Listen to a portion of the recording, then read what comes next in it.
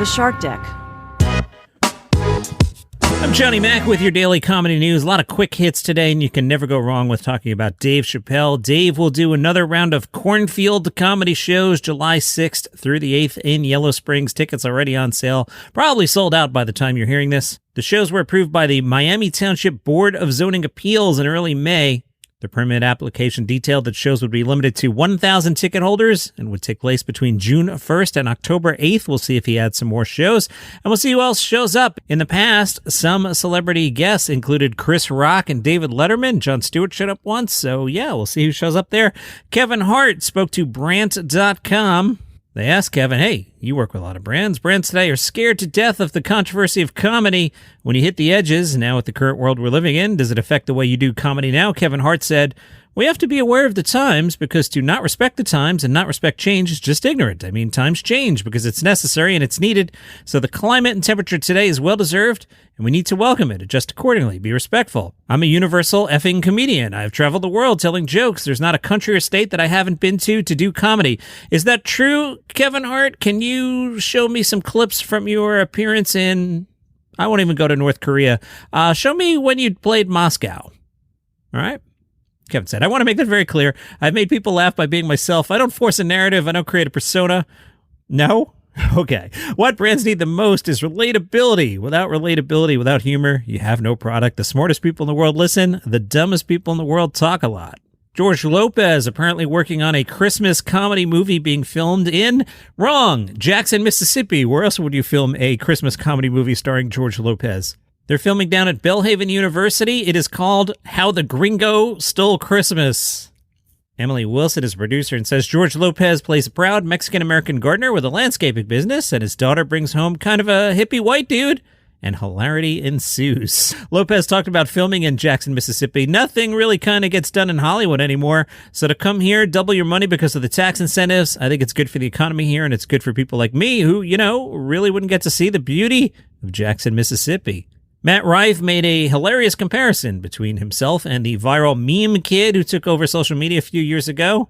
Fans of Matt Rife have been sharing a picture of him side by side with Meme Kid, highlighting their resemblance. Rife points out he's not actually the Meme Kid. The Kings of Late Night are touring. They're playing Pittsburgh on September 1st. I'm not sure if this is part of a bigger tour or a one-off. They're playing the Rivers Casino in Pittsburgh Friday, September 1st. Who are the Kings of Late Night? Well, I will tell you. Jay Leno, Arsenio Hall, and Craig Ferguson. Those are three really solid comedians. It's a weird bill, and what order do you put them in? Jay Leno, Arsenio Hall, Craig Ferguson. So you have to deal with both ego and flow. Here's my take. So Jay Leno's got to be the headliner there. So I'm guessing Arsenio comes out and does a short burst. Craig comes out and does a middle, longer chunk, and then Jay Leno closes. That's how I'd do it. But Jay Leno, Arsenio, Craig Ferguson. What order would you put them in? The National Comedy Center in Jamestown has opened a new exhibit honoring the recently closed New York City comedy club Caroline's on Broadway. The exhibit features artifacts from the club, featuring the state backdrop, showroom curtains and signage, entry doors, and barfly stools. Hey, I love Caroline's. They were always good to me. Did some business with them back at SiriusXM. I mean, I was never there and be like, wow, look at that stage backdrop, or these stools are awesome. So, if you're going to the Comedy Center anyway, you can check it out. I'm not sure I would make that 7-hour drive from New York City to see bar stools used to be on Broadway. Jay Pharaoh has announced he's taping a new special. This one in Chicago's Wicker Park neighborhood at the Heath Main Stage. He'll record 2 performances Saturday, August 26th. No word on what the distribution there will be. Amer has a new podcast called Joking Not Joking. He and his co-host are joined by guests like Rami Youssef, and they ask the big questions the modern world makes you forget. Are we living in a simulation? What is money? What is life after death? They get real when it gets uncomfortable, and funny when it gets serious. Fortune Feimster spoke to the Sydney Morning Herald about when she got engaged to her girlfriend Jack Smith. She tried to get the hotel involved to allow staff to covertly decorate their room. Feimster took Smith to an upmarket restaurant. When they got back to the cabin, there were mounds of wilted rose petals, seemingly arranged with a leaf blower. Electric candles flickered feebly, while a roaring fire melted the chocolate off the strawberries and brought the champagne to a simmer. Fortune was like, this didn't work out. Just threw open her arms and said, you wanna? She got a yes. She laughed, said, I paid all this money for an ocean view, but there was so much fog and rain you couldn't even see in front of your hand. It was like throwing money into a fire pit. But luckily, Jax did say yes. Mae Martin spoke to the LA Times. Mae is used to being modified, they say, and that's evolved as I have evolved. Their career started at age 13, and they say it was teenage comedian, female comedian, lesbian comedian, bisexual comedian, and now non-binary comedian. Lyle Hall, a cantankerous real estate attorney, has lost the ability to walk after a deadly car crash. But he has also gained something, the ability to read people's thoughts. And not just the living. When a girl's voice calls to him from inside the abandoned Old Vic, Lyle is given hope of regaining the use of his legs, but it quickly turns to fear.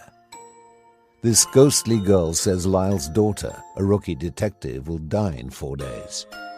Can he save her? Find out on the first season of Ghost Hampton, a comedy horror podcast.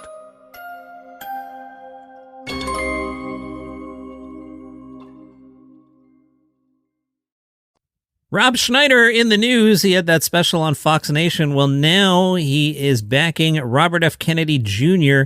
in RFK Jr.'s bid to be the Democratic nominee. I'll call timeout here.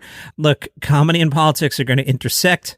And in this specific case, if a comedian is clearly endorsing a candidate, it's in the news. I will talk about it. You can decide for yourself if you would like to vote for Mr. Kennedy or a different candidate. Time back in. Schneider appeared alongside Kennedy in a smiling photo that Schneider posted on Twitter on Sunday. He wrote, inspiring, hopeful, courageous, and most importantly, like his father, compassionate. He called it an honor to support Kennedy. You may want to check out RFK Jr.'s recent appearance on Joe Rogan's podcast, which got a lot of attention.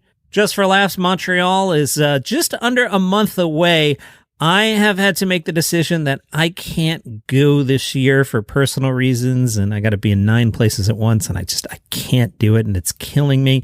I still might change my mind about it and go as a civilian, but I turned down credentials this year. It's killing me. Here are some of the panels. July 27th, the cast of Killing It.